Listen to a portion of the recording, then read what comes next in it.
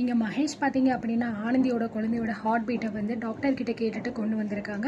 இந்த விஷயம் எப்படியோ மித்ராவுக்கு வந்து தெரிஞ்சுச்சு. இதுக்கப்புறம் வந்து மகேஷ்க்கு என்ன நடக்க போகுது? ஒருவேளை மகேஷும் ஆனந்தியும் தான் வந்து ஒன்று சேர போறாங்களா? இல்ல அவங்க குழந்தைய மட்டும் குடுக்க போறாங்களா? அப்படிங்கிறதே தெரியல. இதுக்கப்புறம் வந்து இந்த சீரியல்ல நெறைய ட்விஸ்ட்ட வந்து நம்ம வந்து எதிர்பார்க்கலாங்க. இன்னைக்கு வந்து பார்த்தீங்கன்னா, இந்த பக்கம் மித்ரா வந்து மகேஷ் இல்லாதப்போ அவன் ரூமுக்கு வந்து வர்றாங்க. வந்துட்டு வந்து மகேஷ் கிட்ட என்னமோ பேசணும் அப்படின்னு சொல்லிட்டு வர்றவங்க, அங்க வந்து பெட்ல இருக்கக்கூடிய ரிப்போர்ட்ஸ் எல்லாத்தையுமே வந்து பார்க்குறாங்க. அதை பார்த்த உடனே வந்து மித்ராவுக்கு ஒரு டவுட் வருது. இதை பார்த்தா ஆஃபீஸ் ஃபைல் மாதிரியே வந்து தெரியலையே, ஏதோ மெடிக்கல் ஃபைல் மாதிரி தெரியுதே அப்படின்னு சொல்லிட்டு அதை எடுத்து பார்க்கும்போது தான் அதில் வந்து ஆனந்தியோட ரிப்போர்ட் வந்து இருக்கு. எல்லாமே வந்து ஆனந்தி வந்து இதுக்கு அங்கே ஹாஸ்பிட்டலில் இருக்கும்போது எவ்வளோ வந்து செலவாச்சு, என்ன மாதிரியான ட்ரீட்மெண்ட் பண்ணாங்க அப்படின்னு சொல்லிட்டு, ப்ளஸ் அவங்களோட குழந்தையோட மூவ்மெண்ட்டு எல்லா டீட்டெயில்ஸுமே அதில் வந்து கொடுத்துருக்காங்க. இது எல்லாமே வந்து மித்ரா பார்த்துட்டு பயங்கரமாக ஷாக் ஆகுறாங்க. எதுக்காக வந்து மகேஷ் வந்து இப்படி வந்து ஆனந்தியோட ரிப்போர்ட்ஸ் எல்லாத்தையுமே வாங்கி வந்து வைக்கணும், இதில் என்ன இருக்குது, இதில் என்னமோ குழப்பமாக இருக்கே அப்படிங்கிற மாதிரி மித்ரா வந்து பார்த்தீங்கன்னா ரொம்பவே பயப்பட ஆரம்பிச்சிடறாரு. மகேஷ் வந்து இப்போ முன்ன மாதிரி கிடையாது. அந்த ஹார்ட் பீட்டை கேட்டதுலேருந்து மகேஷ் வந்து ரொம்பவே மாறிட்டாரு. இப்படி ஆனந்தியோட ரிப்போர்ட்ஸ் எல்லாம் எதுக்கு இவர் வந்து வாங்கி வைக்கணும், ஆனந்திக்கு தான் ஏற்கனவே கல்யாணம் ஆயிடுச்சு அப்படிங்கிற மாதிரி மித்ரா நினச்சிக்கிட்டு இருக்காங்க. அப்போ தான் வந்து அவரோட லேப்டாப்பை வந்து செக் பண்ணி பார்க்குறாங்க. அதில் ஒரு வேலை ஏதாவது இருக்கா அப்படின்னு செக் பண்ணி பார்க்கும்போது தான் புதுசாக வந்து வாட்ஸ்அப்பில் ஒரு ஆடியோ மாதிரி சென்ட் பண்ணியிருப்பாங்க. அது வந்து இருக்கும். அது என்ன அப்படிங்கிற மாதிரி வந்து இங்கே மித்ரா வந்து ஓப்பன் பண்ணி பார்க்கும்போது தான் அதில் ஒரு ஹார்ட் மாதிரி போட்டுட்டு ஹார்ட் பீட் வந்து இருக்கும். அதை மித்ரா வந்து ப்ளே பண்ணி கேட்கும்போது தான் தெரியும், இது ஆனந்தியோட குழந்தையோட ஹார்ட் பீட் ஆச்சு, இது எப்படி வந்து மகேஷோட லேப்டாப்பில் வந்துச்சு அப்படிங்கிற மாதிரி மித்ரா வந்து பயங்கரமாக ஷாக் ஆகுறாங்க. இந்த ஹார்ட் பீட்டை கேட்டதுக்கு அப்புறம் தான் மகேஷ் வந்து இப்படிலாம் வந்து பிஹேவ் பண்ணிக்கிட்டு இருக்காரு. இந்த குழந்தையோட ஹார்ட் பீட்டை கேட்டதுலேருந்து எனக்கு ஒரு மாதிரியாக இருக்குது, இது ஏன் குழந்தையா இருக்கும் போல இருக்குது அப்படிங்கிற மாதிரிலாம் நினச்சிக்கிட்டு இருக்காரு. இல்லை இல்லை, இதை நம்ம சும்மாவே விடக்கூடாது, இப்படியே போச்சு அப்படின்னா அதுக்கப்புறம் நமக்கு தான் இது வந்து பிரச்சனையாக வந்து முடியும். எவ்வளோ சீக்கிரம் நம்ம மகேஷை கல்யாணம் பண்ணிக்கணுமோ அவ்வளோ சீக்கிரம் அது நமக்கு நல்லது அப்படிங்கிற மாதிரி வந்து மித்ரா நினச்சிக்கிட்டு இருக்காங்க. இதை நம்ம இப்படியே விடக்கூடாது அப்படிங்கிற மாதிரியும் மித்ரா வந்து பிளான் பண்ணுறாங்க. அதுக்கப்புறம் வந்து சடனாக பார்த்தீங்கன்னா யாரோ வர மாதிரி சவுண்டு கேட்குது. உடனே மித்ரா எல்லாத்தையுமே வந்து ஆஃப் பண்ணி வச்சுட்டு அப்படியே வெளியிலேருந்து உள்ளே வர மாதிரி வர்றாங்க. அப்போ வந்து மகேஷ் வந்து நிற்கிறாரு.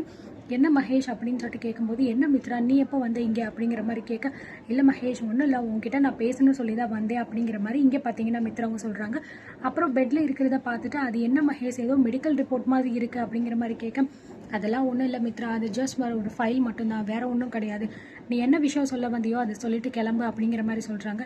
என்ன மகேஷ் இப்போ தான் நான் உள்ளே வந்திருக்கேன், அதுக்குள்ளே என்னை வந்து விரட்டுற மாதிரியே பேசிக்கிட்டு இருக்கேன் அப்படிங்கிற மாதிரி மித்ரா சொல்கிறாங்க. இல்லை மித்ரா, எனக்கு கொஞ்சம் தலைவலிக்கிற மாதிரி இருக்குது, அதனால தான் நான் ரெஸ்ட் எடுக்கணும்னு நினைக்கிறேன், நம்ம அப்புறம் கூட பேசிக்கலாமே அப்படிங்கிற மாதிரி வந்து சொல்லிடுறாரு. சரி அப்படின்னு சொல்லிட்டு மித்ராவும் ஒரு வழியும் இல்லாமல் இங்கே வெளியே போயிடுறாங்க. ஆனால் வெளியில் போயிட்டு மித்ரா இன்னும் ரொம்பவே யோசிச்சுக்கிட்டு இருக்காங்க. இதை நம்ம இப்படியே விட்டால் சரிப்பட்டு வராது. மகேஷ் வந்து ரொம்பவே பார்த்தீங்கன்னா ஃபாஸ்ட்டாக போய்கிட்டு இருக்காரு, ரொம்ப சீரியஸாக இருக்காரு.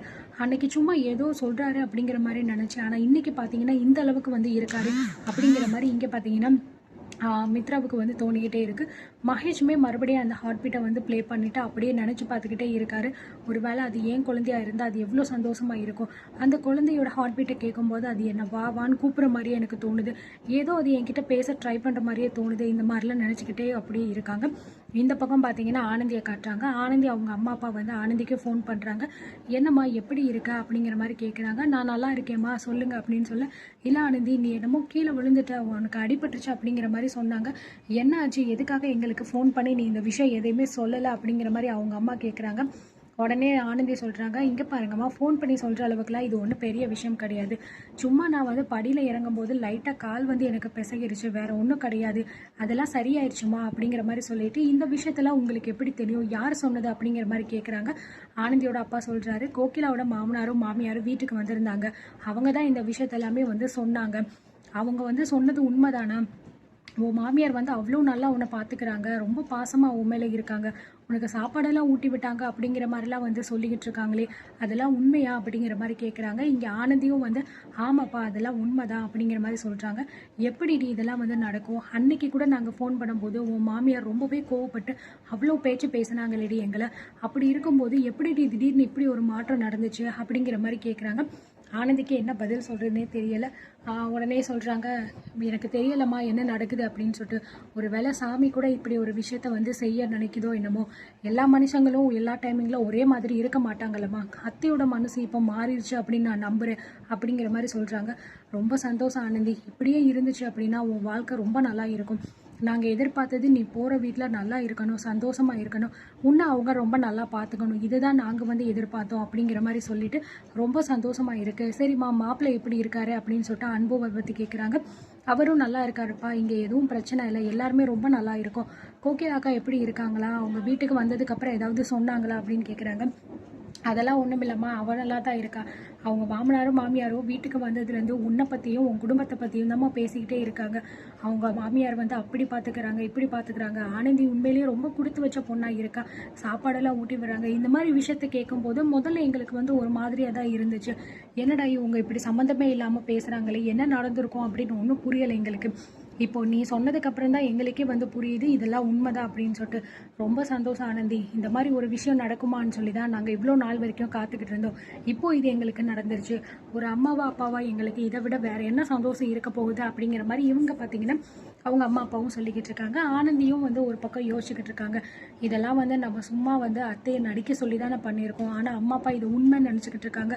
இப்போ போயிட்டு நம்ம அவங்க கிட்ட இல்லை இதெல்லாம் நான் சும்மா சொன்னது அப்படின்னு சொன்னால் அவங்க மனசு உடஞ்சிருவாங்க. அதனால எதுவும் இப்போதைக்கு சொல்ல வேண்டாம், இப்படியே இருக்கட்டும் அப்படிங்கிற மாதிரி நினச்சிட்டு அவங்களும் வந்து விட்டுடுறாங்க.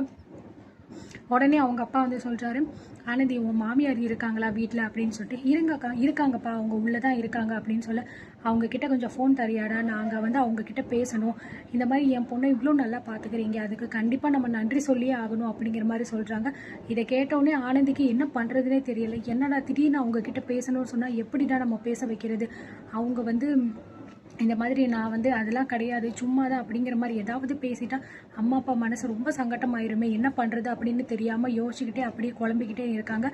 என்ன ஆனந்தி நான் கேட்டுக்கிட்டு இருக்கேன், நீ பதில் சொல்ல மாட்டேங்கிற, உன் மாமியார்ட்ட ஃபோனை கொடு அப்படின்னு சொல்ல, ஐயோ அப்பா அவங்க இல்லைப்பா இப்போ வெளியே போயிருக்காங்கப்பா அப்படின்னு சொல்ல, என்னம்மா இப்போ தான் வந்து இருக்காங்கன்னு சொன்னேன் அப்படின்னு சொல்ல, இல்லைப்பா இப்போ இருந்தாங்க, இப்போ தான் வந்து ஒரு 2 நிமிஷத்துக்கு முன்னாடி தான் அவங்க எங்கேயோ கடைக்கு கிளம்பி போனாங்க, நான் வேணா அவங்க வந்ததுக்கப்புறம் உங்களுக்கு ஃபோன் பண்ணி அவங்களுக்கு கொடுக்க சொல்லவாப்பா அப்படிங்கிற மாதிரி சொல்கிறாங்க. அப்படியா சரிம்மா, அவங்க வந்ததுக்கப்புறம் கூட ஃபோன் பண்ணி சொல்லு, நான் வந்து அவங்கக்கிட்ட பேசி என் பொண்ணை ரொம்ப நல்லா பார்த்துக்கிறீங்க அப்படின்னு சொல்லிட்டு அவங்கக்கிட்ட நான் வந்து நன்றி சொல்லணும் மனசார அப்படிங்கிற மாதிரி அவங்க அப்பாவும் சொல்கிறாங்க. சரிங்கப்பா கண்டிப்பாக வந்து அத்தை வந்த உடனே உங்ககிட்ட நான் பேச சொல்கிறேன், இப்போ நான் வச்சிடுறேன்ப்பா அப்படின்னு சொல்கிறாங்க. சரிம்மா உடம்பு பத்திரமா பார்த்துக்கோ அப்படிங்கிற மாதிரி சொல்லிட்டு வச்சிடுறாங்க. இவங்க ஃபோனை வச்சதுக்கப்புறம் ஆனந்தி வந்து ரொம்பவே பயங்கரமாக யோசிச்சுக்கிட்டு இருக்கா. என்னடா இது திடீர்னு இவங்க வந்து அத்தைக்கிட்ட பேசணும்னு சொல்கிறாங்களே, இதை நம்ம எப்படி வந்து சொல்லி சமாளிக்க போகிறோன்னு தெரியலை. அத்தைக்கிட்ட நம்ம சும்மா தான் நடிக்க சொல்லியிருக்கோம், இந்த விஷயத்த வந்து இவங்களுக்கு தெரிஞ்சிச்சுன்னா ரொம்ப வந்து வருத்தப்படுவாங்களே அப்படின்னு சொல்லிட்டு எதுவுமே சொல்லாமல் விட்டோம் அப்படின்னா இப்போ பேசி அவங்கக்கிட்ட நன்றி சொல்லணும்னு சொல்கிறாங்க. இப்போ அத்தைக்கிட்ட நான் என்னன்னு சொல்லுவேன், எதுவுமே சொல்லாமல் ஃபோனை கொடுத்தா அவங்க பாட்டுக்கு ஏதாவது பேசிடுவாங்க, இல்லை ஏதாவது இந்த மாதிரி பேசுகிறாங்கன்னு சொன்னால் அதுக்குமே அத்தை திட்டுவாங்க, கோபப்படுவாங்களே, இதை எப்படி சமாளிக்க போகிறோம் ஒன்றும் புரிய மாட்டேங்குதே, கடவுளே நீ தான்ப்பா எனக்கு உதவியாக இருக்கணும் அப்படிங்கிற மாதிரி அப்படியே கடவுளை வேண்டிக்கிட்டே இங்கே ஆனந்தி நின்றுக்கிட்டு இருக்காங்க.